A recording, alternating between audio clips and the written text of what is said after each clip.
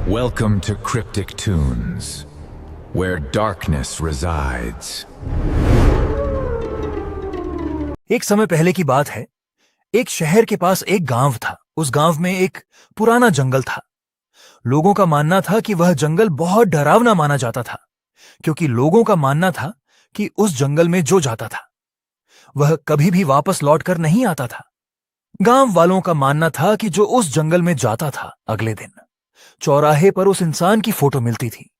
लेकिन एक दिन गांव का एक लड़का है रोहन, उसे जंगल में गया। रोहन जंगल के अंदर जा रहा था।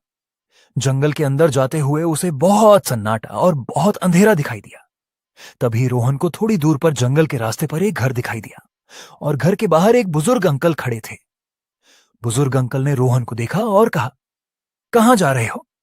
तभी रोहन ने कहा, मैंने इस जंगल के बहुत किस्से सुने हैं, मैं देखना चाहता हूं कि इस जंगल में क्या है। तभी बुजुर्ग ने कहा, यह जंगल ठीक नहीं है।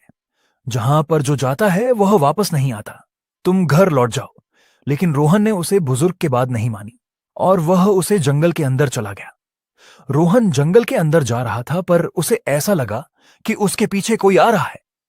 रोहन ने पीछे मुड़कर देखा तो उसके पीछे एक डरावनी धुंध में परछाई आ रही थी। रोहन उसे देखकर डॉट के डर कर जंगल में भाग। वह परछाई रोहन के पीछे आ रही थी। रोहन भागता हुआ जंगल के अंदर एक पुराने गांव के पास पहुंचा।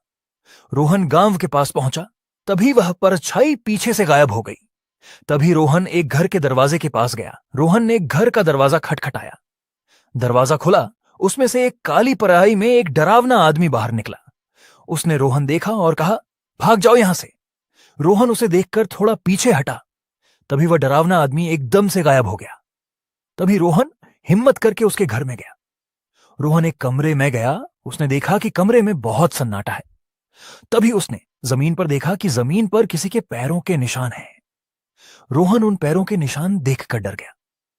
तभी रोहन को अचानक लगा कि उसके पीछे कोई खड़ा है। रोहित ने पीछे मुड़कर देखा तो घर की चौखट पर एक डरावनी लड़की खड़ी थी। वह लड़की सफेद कपड़ों में थी।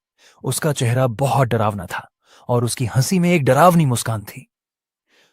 उसे लड़की ने रोहन पर अचानक हमला कर दिया। अगले दिन गांव वालों को रोहन की फोटो चौराहे पर मिली और रोहन उसे गांव में कभी लौटकर नहीं आया। दोस्तों, हमें किसी की बातों में अंदाज नहीं करना चाहिए, वरना नुकसान हमारा ही होता है। धन्यवाद।